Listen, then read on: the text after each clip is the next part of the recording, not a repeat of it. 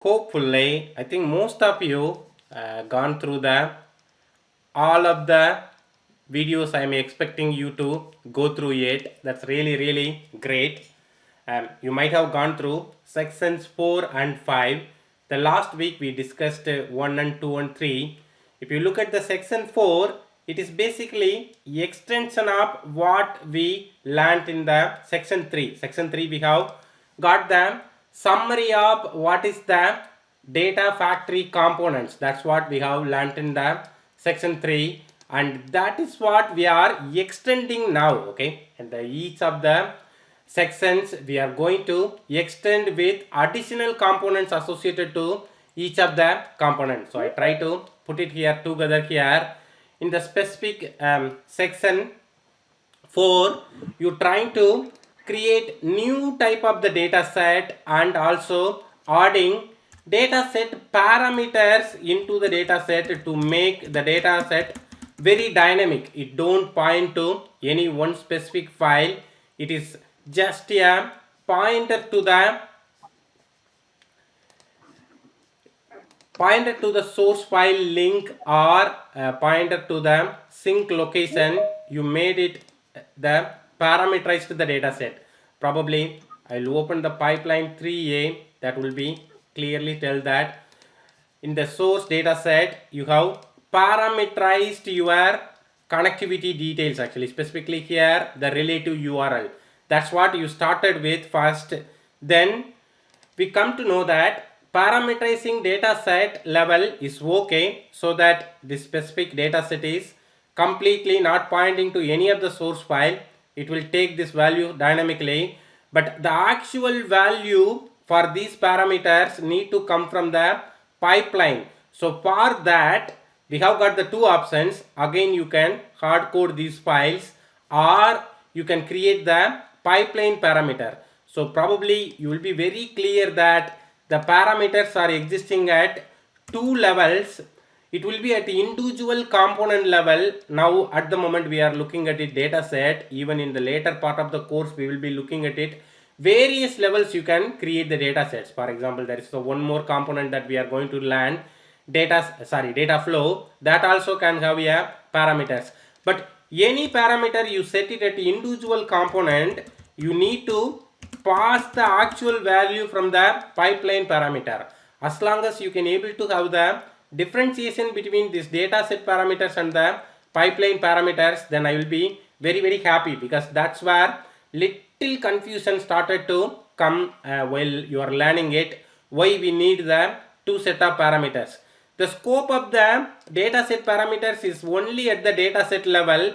The data set is not a executable component. It need to be included into the activity. Then only obviously activities are existing inside the pipeline.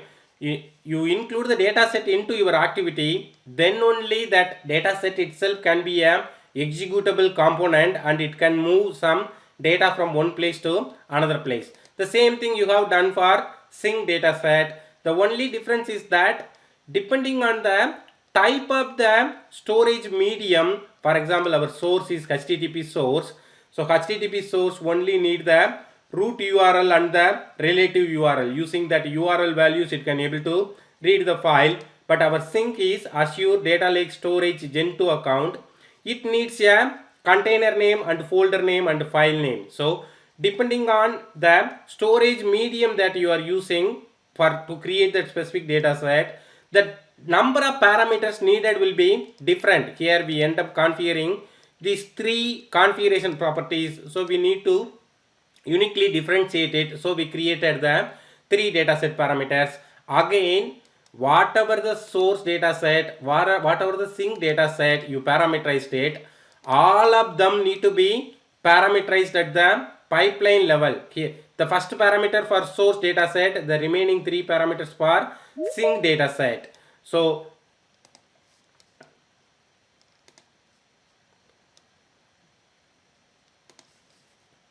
hopefully Magendran able to hear me. Okay. So we have created parameters at the pipeline level and we are passing that pipeline parameters to the dataset parameter using the new component called pipeline expression builder. Okay, this is the extension of the learning that we did it in the first lab. In the first lab we try to create the copy activity, and in the copy activity we have configured source dataset and sync dataset. I'm talking about the lab 1 that you have did it for learning the Azure Data Factory introduction. Okay, here as part of this one we try to pass the values for the source dataset parameter using expression builder, pipeline expression builder.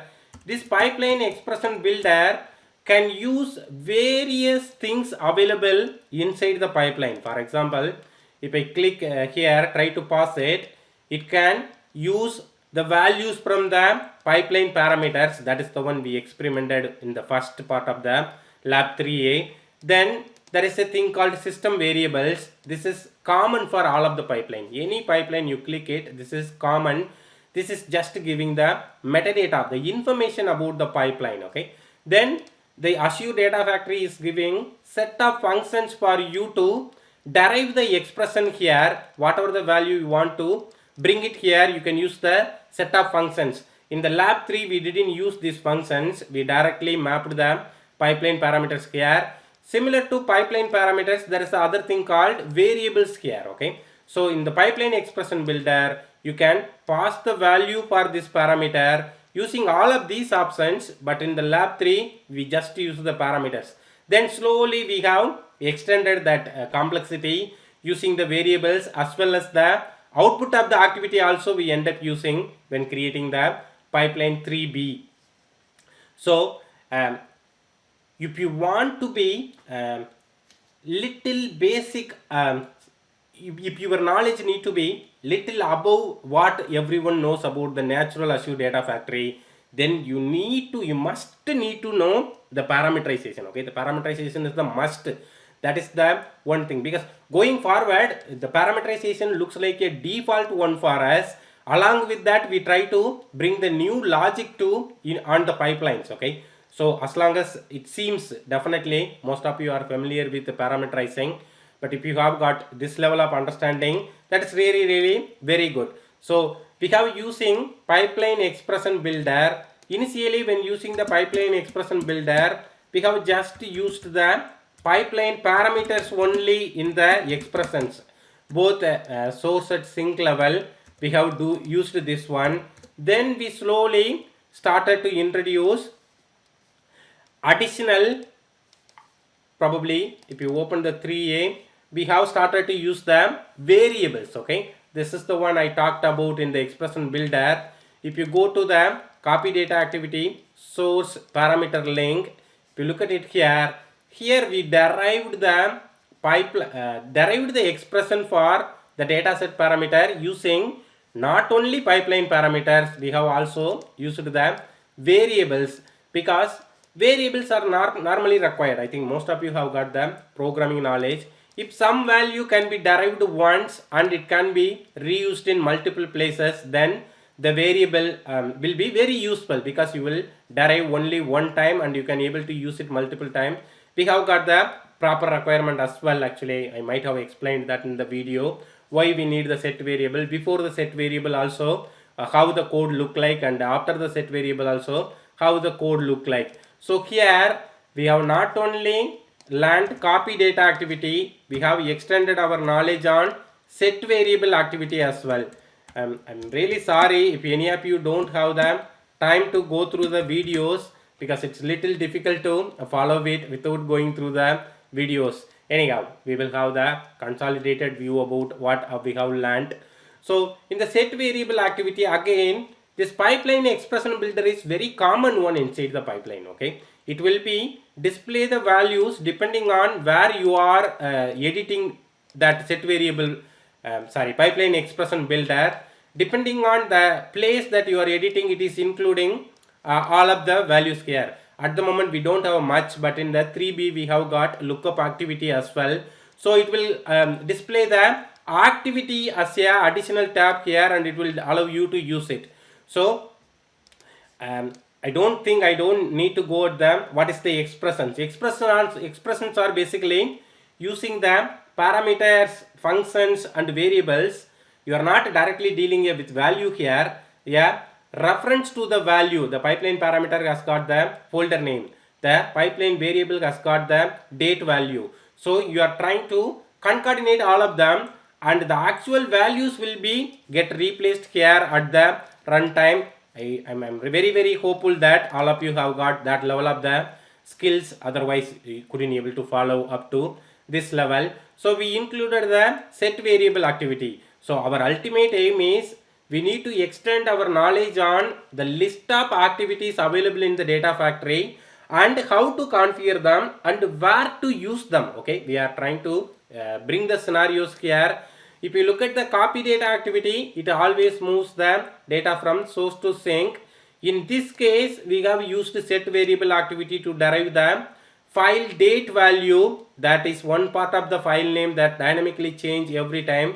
So, but set variable activity can be used for variety of operations. Okay, not only setting the file date. If you think that a specific variable is needed in your project, it can be reused multiple times, then prefer to create the variable for that one and derive it one time and you reuse it multiple times inside the pipeline. Then this level, I think we were okay, everything is looking good. Then we went to the 3B level, because when we are reading the data from source system, probably I will open one of this diagram. When reading a data from the source systems, I think everybody is very clear that the data flow in data analytical project is we need to configure to connect to source system and read the source data and ingest it and transform the data that we ingested in our landing layer, then publish the transformed data in the final layer. That level of understanding, I think we all are very clear. Now, when you are reading the data from any source, you don't end up reading only one source file or only one source table or only one request to the API. Always the source system will have more than one source file, more than one table, because we are dealing about real-time project. None of them, nobody logistically or don't load data in one file. We don't load every data in the one file. Business has got various activities and each of the activities are related. We try to store everything in the multiple files. So that's where this metadata driven pipeline is must. With the 3A, if a source system is sending only one file or only one table, then the pipeline parameters are good enough to handle it. But in the real time, it is not the case. You will be end up having more than one source files or more than one source tables. You need to ingest it. There will be very standard default question. Okay, specifically on the ingestion side, they ask that we have got 25 tables. The number can be anything. Okay, we have got 25 tables in the database. You need to develop the ingestion pipeline. How many pipeline you will develop? Okay, these type of the questions are related to the metadata driven pipeline. Straight away in ingestion, always per source system. Okay, probably I'll put it in this way. It's the thumb of the rule. Per source system, per source format. Okay, the source format that I am mentioning about is any of the format. If from the one source system there are 20 delimited files are coming, that is the one format I am referring. Then you always need to develop only one pipeline for ingestion side. Okay, the remaining side you can develop multiple pipelines because it's all individual transformations. But in the ingestion side, we never ever develop 25 different pipelines for loading 25 tables in the same database. That is the key here. I would say this is the interview preparation meeting. I am not giving the exact interview questions because exact interview questions will vary in any different format. As long as you logically understand what we are doing it here in ingestion, you can able to handle if the questions will come in different format as well. For example, instead of 25 tables, they will say it as a 25 files as well, or even they can little tweak like that. Probably I will write it properly so you can able to see it. You need to develop the ingestion pipeline, and how many ingestion pipeline you develop. This is many times actually I come across this question from the students. Okay, so they can able to little tweak like that. We have 25 files. Okay, and it can go to another level as well. We have got 25 files. Okay, 25 files, and 50 files are delimited, and 10 files are JSON. The files for files actually the database won't work in source system. Okay, in source system the first one is still valid. Okay, the tables the format won't change. In the database it always only one pipeline. Okay, now they can tweak the question saying that we have got 20 files, 15 files are delimited, and 10 files are JSON in source system. You need to develop the ingestion pipeline, and how many ingestion pipeline you will develop. Okay, probably I will ask the question open for you. Is anybody would like to answer the question? I'll give you a little pause actually. If you can't able to answer the question, I can able to answer the question. Anybody got any ideas how to handle that one? Or how many ingestion pipelines we need?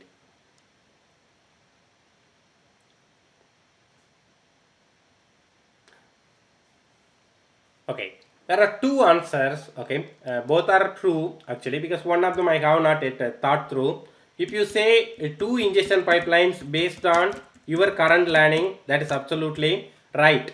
Why we need two ingestion pipelines? Okay, the reason for having two ingestion pipelines is when creating the source data set, you need to specify the format.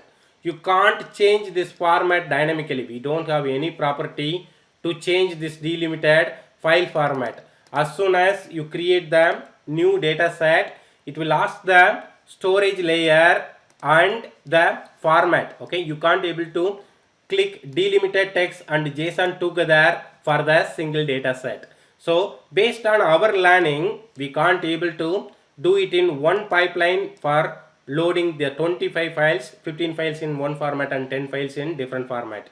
But there is a option available in the data factory in the same format. When you create the data set, there is a thing called binary format. Okay, there is one place.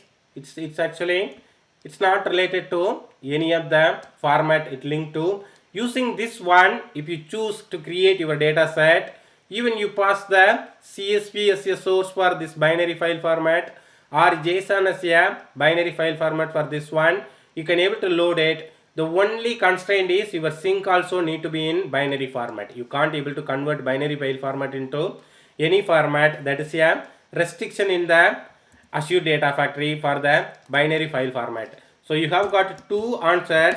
Using binary format, you can able to load it with only one pipeline also possible. Okay.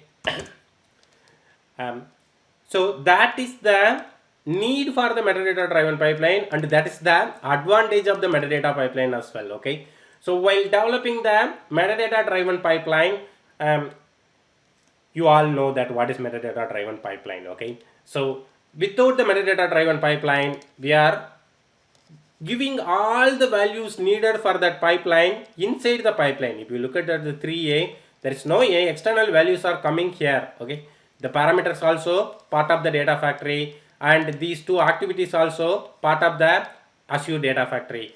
As soon as you come to the metadata driven pipeline, you are going to read the data externally outside the Azure Data Factory. That's what your first data set that you created it here. It is pointing to the metadata file, and this file is existing in the Azure Data Lake Storage Gen 2 account.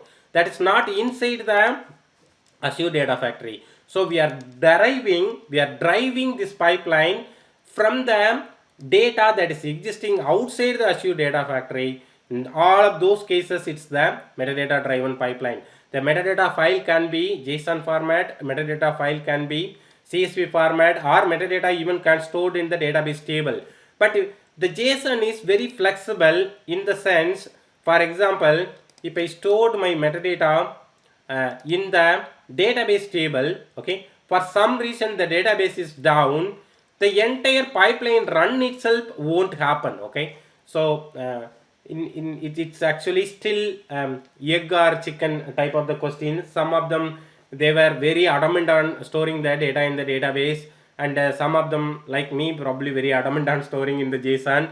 But if something comes across, you need to be aware of that one, okay. The metadata file that we created here as a JSON can be stored as a CSV file as well, okay. It can be stored as a CSV file as well, and JSON file as well, and database table as well, okay. If they specifically ask why you have chosen, because you need to mention that you need to isolate your actual data load against the database. So if you can simply say that, okay, for some reason, okay, some reason the database is down, the entire pipeline don't run, okay. That is the one of the reason. Very rare chance of file system going down, because file system is not running any underlying software, and also we are storing in ADLS Gen 2. Probably the availability of the Gen 2 at the moment is 99.99999%, okay. It's very rare chance ADLS Gen 2 can go down. Actually, it's in the cloud based environment. And also JSON is supported for modern development, okay. They call it as modern day development. They prefer the JSON, or there is the one more file format called YAML. We can't able to use YAML here. YAML is the another format, again another key value pair format. YAML don't accept the duplicates, that is the don't accept duplicate key values. It is all can be related if you have done your exercise, otherwise everything looks like a very vague for you. That is why I am asking you to do the exercise as much as possible.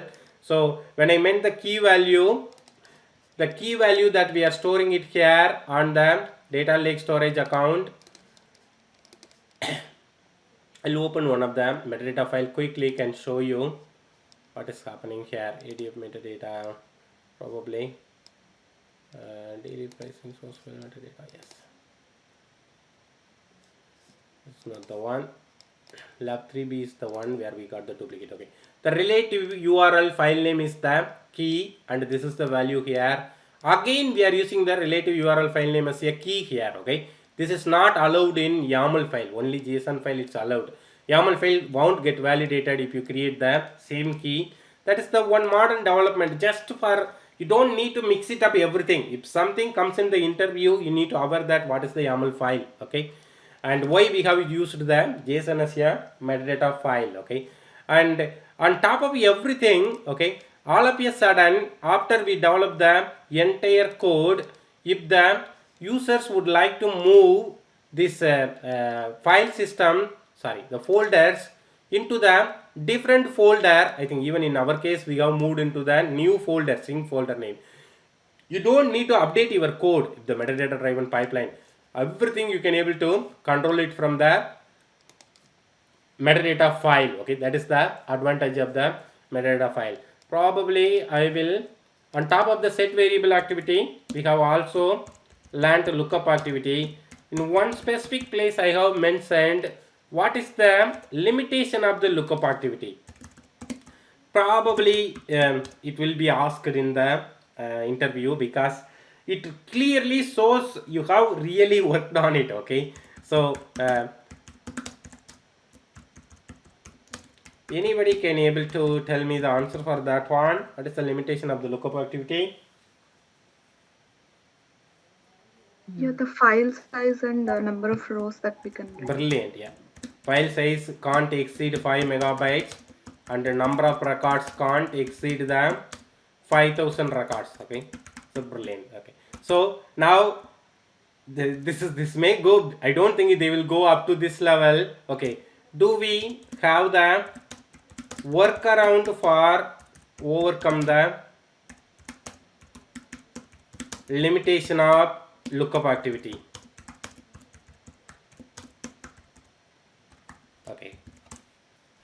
Before going to this question, I need to ensure one thing very very clearly. We don't read actual data from lookup activity. Even by mistake, we don't read the actual data from the lookup activity. Even in this case, we are reading only the metadata about the data. This is not the actual data. Okay, so for some reason, okay, these metadata can go beyond 5000 records. That is possible. Even we are doing it in the later part of the course. In the API ingestion, we have got I think 6800 records in the metadata file.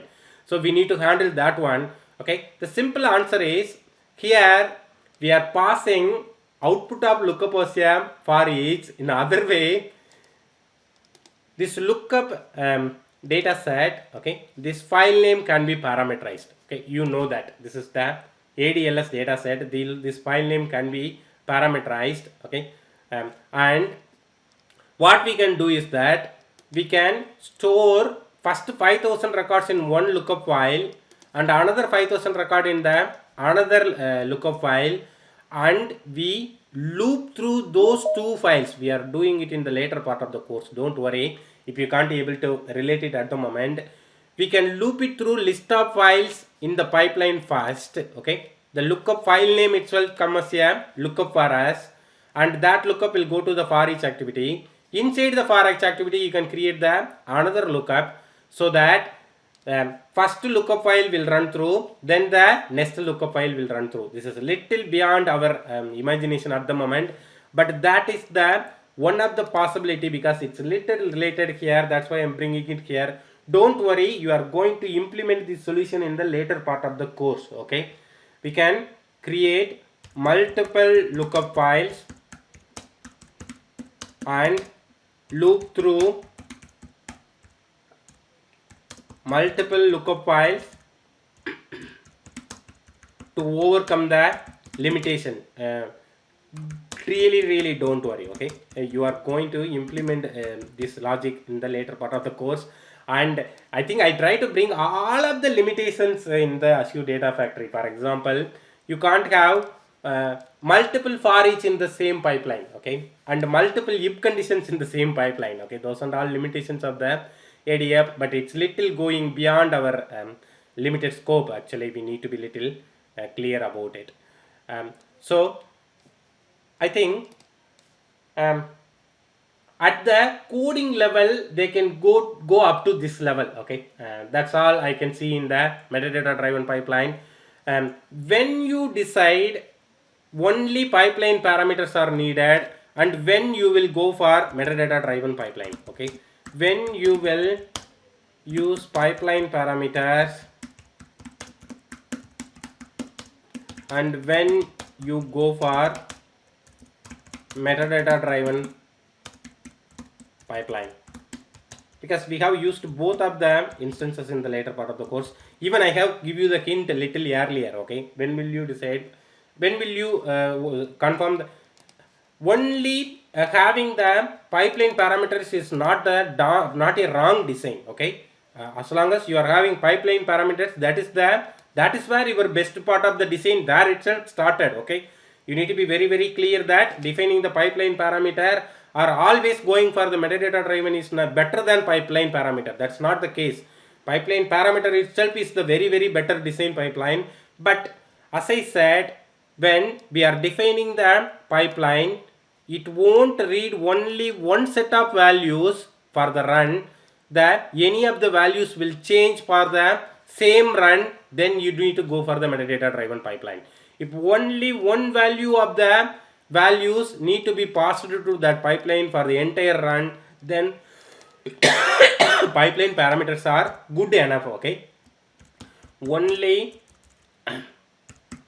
one set of values used in entire run of the pipeline. Okay, a pipeline can run one time or multiple times, then pipeline parameters are sufficient, and it's the good optimal choice as well. Is this specific question anybody can't able to understand? Because we don't understand the question, we can't able to relate the question. Okay, it's there in the course as well, but I try to make sure that. Okay, multiple set of values used in the entire runtime pipeline, then we need to go for the metadata driven pipeline.